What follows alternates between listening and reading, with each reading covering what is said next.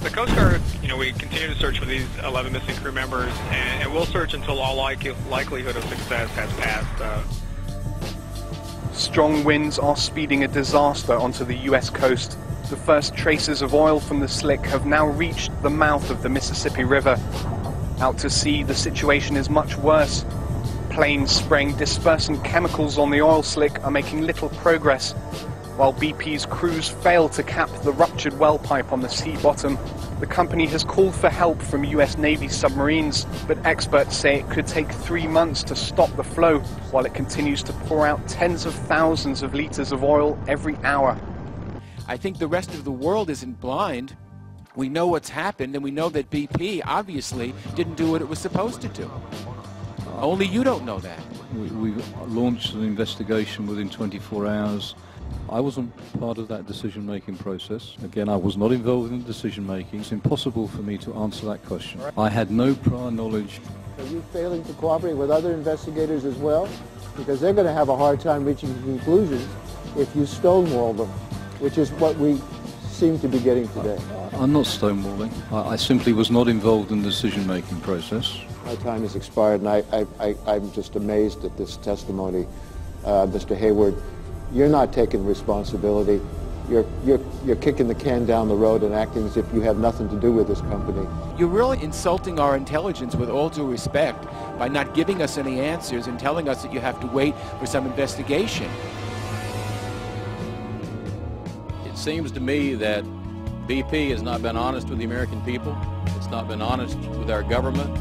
And it seems as though you're trying to hide something, trying to hide something, trying to hide something, trying to hide something. It appears as if our worst nightmare when it comes to the oil slick is coming true. The oil slick has drifted into that loop current, that current of water that flows north through the central Gulf of Mexico, now picking up oil, and then back over towards the Florida Straits, the Keys, and even over towards the Gulf Stream waters, which flow right across Palm Beach County. And the unfortunate news is that it appears that we will now have to deal with oil over the next several weeks. Now, here's a look at a computer forecast model. This is why we think that we will have to deal with this. This is right now. You can see the oil slick here highlighted by the black. The loop current is right there in red. You notice it kind of pops back down and then moves right through the Florida Keys. Watch this over time. Here's the 23rd of May.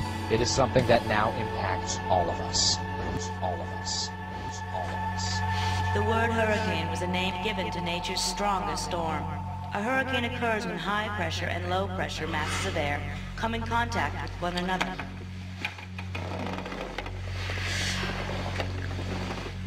There is often a significant difference in temperature between the two masses. One mass is warm, while the other is cold. The warmer air rises, and the cooler air falls. Likewise, the low-pressure area slides down the sides of the high-pressure area. They swirl in and around one another, creating the beginnings of the storm.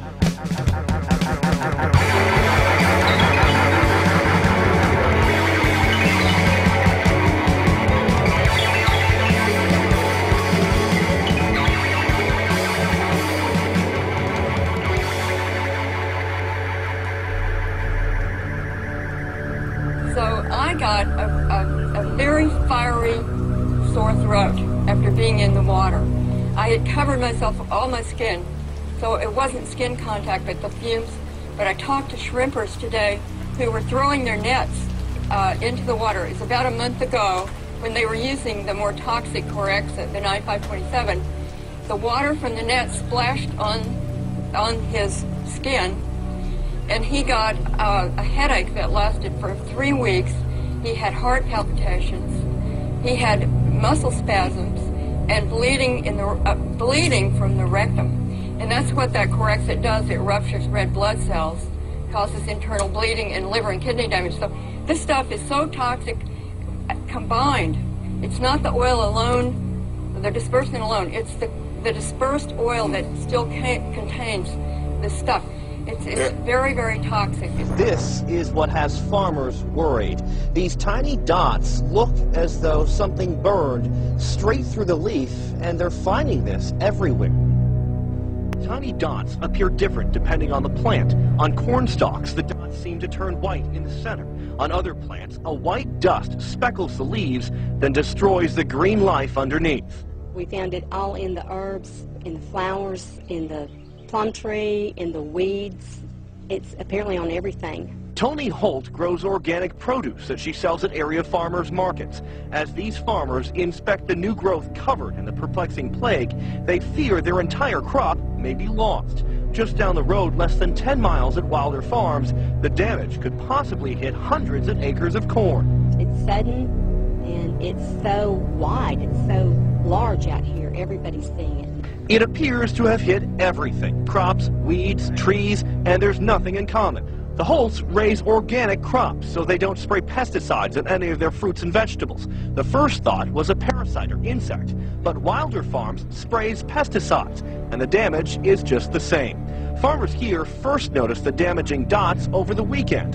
Then Holt came home to find this: baby martins dead. There's 2 dead birds hanging out of 2 different gourd houses, and so we're concerned about that. We don't know that it's related, but it's alarming. You know, we have horses. We're concerned about the horses on the grass.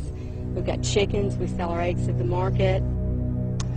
Now, the farmers that we spoke with are convinced that something in the air caused this damage. They're asking the USDA as well as other experts to look into this problem. How long you been in Melville? 37 years. You ever seen this much oil? In the water, let me show y'all. They got absolute sheen. There's oil so thick. And I'm watching these rains that they develop on the radar. You see the sheen over the cat walking through the oil. But I saw where these rains were coming off of the Gulf, and I wondered, could it produce some oil in it? And I'm telling you what we're seeing here. You see the rainbow, that's oil. And it's everywhere you look. I mean, it's all over the streets. So I believe we get some oil rain right down here in the Big East.